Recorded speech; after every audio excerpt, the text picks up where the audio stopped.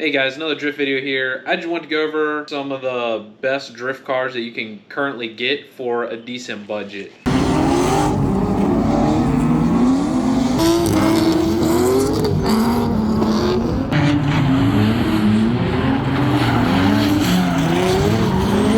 Everyone wants to drift a 240, that's the drift car.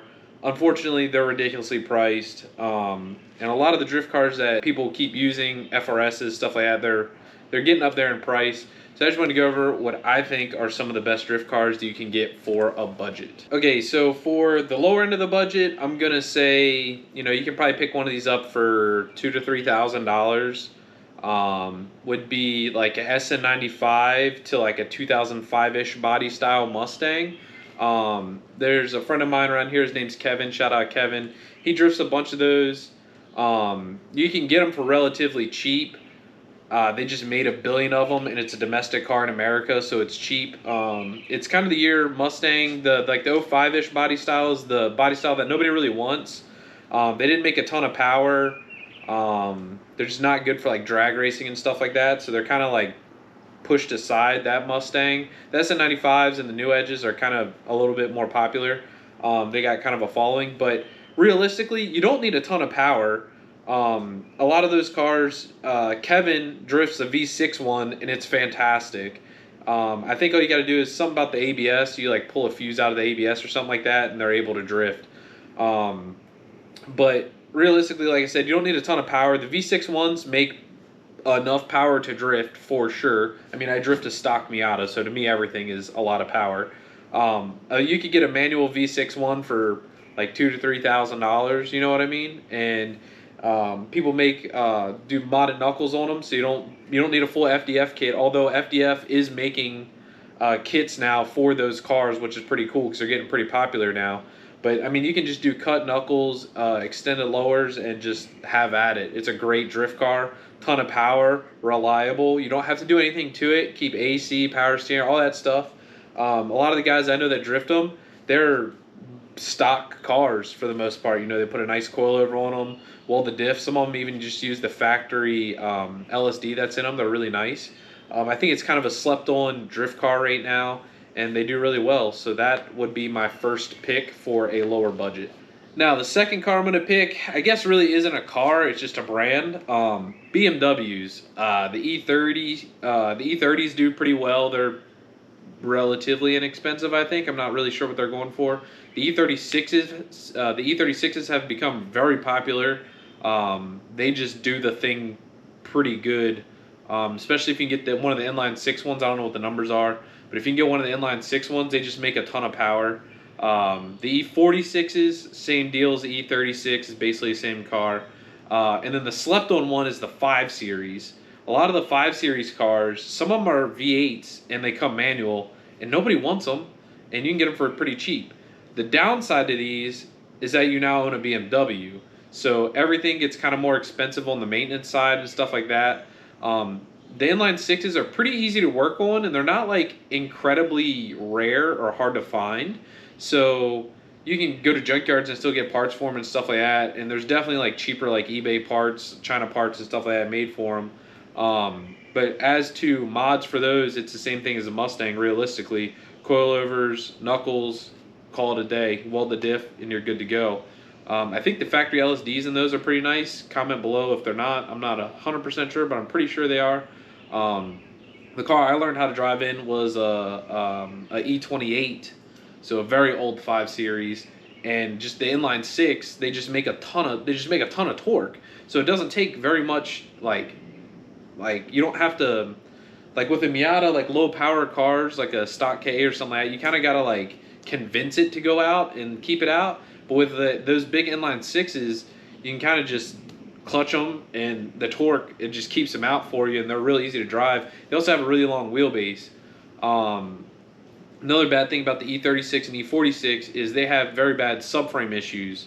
What I mean by that is the physical body, you have the body of the car, and the subframe where it bolts up to, the literal body of the car will rip.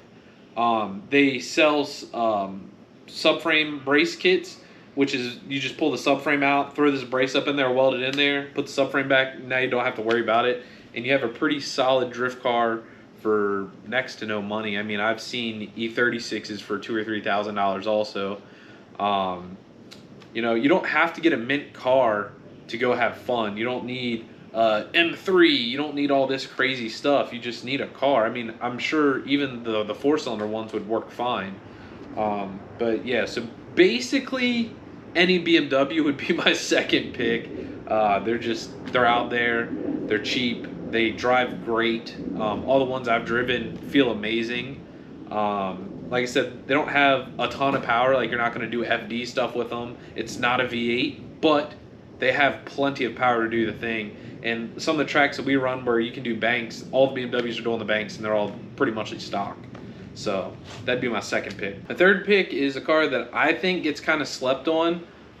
Everyone drifts the 350Zs now. They're starting to go up in price. You can definitely get a clapped out 350Z. I got a buddy in North Carolina that bought one that had some quarter panel damage for like $4,000. Fantastic. Best case scenario realistically is a 350Z. We'll get to that. But the G35s, they are literally a 350Z, and I feel like nobody really drifts them, and I can't understand why. I mean, just before I said this, I wanted to make sure. I just went on Facebook Marketplace and found like 3 for between the $4,000 to $6,000 range. You know, cars aren't $1,200 like they used to be, unfortunately. But for $3,000 to $6,000 or $4,000 to $6,000 or whatever, you're getting quite literally the best bang for your buck for a drift car that you can get for grassroots drifting. One of the guys that used to live around here, his name was Sean. He had a 350Z. It had lowering springs, not coilovers, lowering springs. I want to say it had modded knuckles, maybe, and a handbrake. And he did competition and like did well, like stock car, stock exhaust, nothing, just lowering springs, not coilovers, lowering springs. So the G/Z chassis are like the way to go. They just do the thing. I think there's like a certain year one where the motor's kind of not as good, but the rest of them are pretty fine. Everyone that I know that has the 350Z has had pretty good luck with them, and like I said, the G35 is the same thing. So I mean, that's best case scenario realistically would be like a G35 or a 350Z. And if y'all thought I was going to do this list without mentioning a Miata, you're wrong. You know, Miatas are going up in price now too. They're a very popular car. You know, they do spec racing with them. Some people drift them. They're not a super popular drift car, but they do have like a little cult following for drifting. They're definitely not an easy car to drift. They're definitely one of the more difficult cars to drift in my opinion. You know, if you do a turbo kit and all that stuff, yeah, it's probably a lot easier. If you're doing some stock power on a budget like this car is, you know, it's kind of rough to drift. Definitely doable for sure. It makes you a very good driver in my opinion. This particular car I picked up for $1,500 because it got like sideswiped by a semi truck. So the whole quarter was buckled and all that stuff, and all I did was I pulled it out. I did the body filler on it and painted it. You know what I mean? It's nothing special. You know, these drift cars, you don't have to have a ton of money sunk into them to have fun. That's the name of the game. You don't need to build a FD car. You just got to have fun. So if you can pick up a Miata for like next to no money, I mean, that's great. I actually, this morning, one of my friends, Ruben from Pennsylvania, shout out to Ruben if he's watching, just sent me a Miata with a blown up motor for $500. So realistically, you could get something like that. Find a motor. It was a 1.6. You can probably get a 1.6 for like $700 or $800 and be in that car, you know, less than $1,500 and like be ready to drift realistically. So the Miatas are definitely a pretty good choice. I enjoy drifting the Miata a lot. I am building a 240 off to the side right now. You'll see more videos of that in the future, but the Miata is definitely a great car for the price, in my opinion. All right, I guess next on my list, I gotta mention it. Like I said, so this, I don't really consider this a budget car because they tend to be, if you're getting a nice one, it's expensive, for me at least. But if you can find like a body damaged 350Z that's not into the frame rails or anything crazy like that, like, you know, one that got not T-boned, but like sideswiped or, you know, got into a rear end accident or something like that, a 350Z, you can get them for pretty cheap. Like I said, my buddy bought his for 4,000. The one before that he bought for 5,000. So you're still in that range. I'm trying to stick this list around $5,000 if you can. You're right around that range to get literally the best drift car that money can buy currently.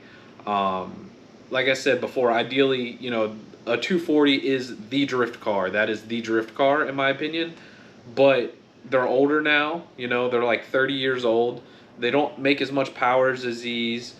They're less reliable than the Zs since they're 30 years old. Finding parts for them's a lot harder. Everything's taxed. 350Zs, you can still go in a junkyard and get parts for it. You know what I mean? So ideally, a 350Z is where you want to be, in my opinion. It all depends on what you like, I guess. It's hard to find one for the right price, though. That's the main thing, because you don't want one that's been like mechanically beat on. You want one that's like physically been beat on. But the 350Zs, they do the thing. You don't really got to do much to them, and they just go out there and rip and have a good time. And everyone that I see that drifts like a basically stock one, like a lot of the guys that I know that do like the Pro-Am stuff and stuff like that, they have a 350Z that is like their like seat time car is what they're called, where you can just hop in it, drive it, not have to worry about anything, and they just do great. That's ideally what you want. So I guess in conclusion, that's my opinion on the best drift cars that you can currently get in the year 2023. We'll see how this ages. I feel like the price of 350Zs are going to skyrocket just like the 240s were. I think 350Zs are going to go up and 240s are going to go down, is going to be my opinion on that. But, I mean, realistically, you know, the issue with drifting in America is I feel like everyone wants to build a FD car and nobody wants to go have fun anymore. You know what I mean? You don't need an angle kit to go out and have fun. You don't need 350 horsepower to go out and have fun. You don't need 600 horsepower to go out and have fun. You don't need a handbrake to go out and have fun. Realistically, you just need a car. You know what I mean? If it's a manual, a lot of people drift automatics. I wouldn't recommend that. But if it's a manual, welded diff, and some sort of suspension, so it's not like super body rolling unless it's a nice car, you can go have fun in it, man. It doesn't take much. You don't need to overbuild it. Don't overthink it. Everybody overthinks everything so much. One of my boys right now is building I think an E46 or something like that, and he just went out for the first time and drove it with basically nothing done to it and had a blast. I mean, no angle, no nothing. Had a blast.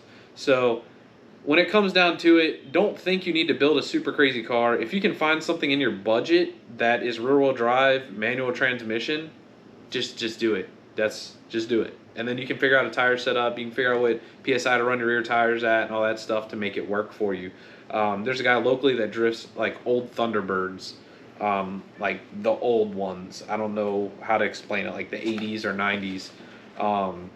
He drifts those things. Into it, he likes it, he goes out and has fun and does the thing. You know what I mean? Basically, if the shoe fits, wear it. Like our first E28 that we got, I bought it for 300 bucks. One of my girlfriend's coworkers, it was sitting outside of his house, and the county said you can't have cars that don't have tags out in front of your house, and they were gonna take it. So he was just gonna send it to the scrapyard. So he asked her if she knew anybody that wanted it. She called me. I was like, is it manual? He's like, yeah. Is it rear-wheel drive? He was like, yeah. I was like, cool, I'll take it. It didn't run or anything like that. Got it back, replaced some stuff, got it running, went out, did 2 events with it, and it blew up. I had 500 bucks into it. It blew up. It's whatever. You know what I mean?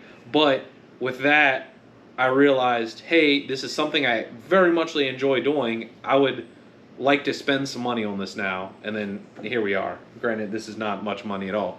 But, you know, if you can get your foot in the door any way possible, I would say go do it. You know what I mean? You're not going to go out there and link the track first time. You know, if you're big on Assetto or CarX or Forza or any stuff like that, or Gran Turismo, whatever, and, you know, you're real good on there and you think you're going to go out and link the track first time, you're probably not.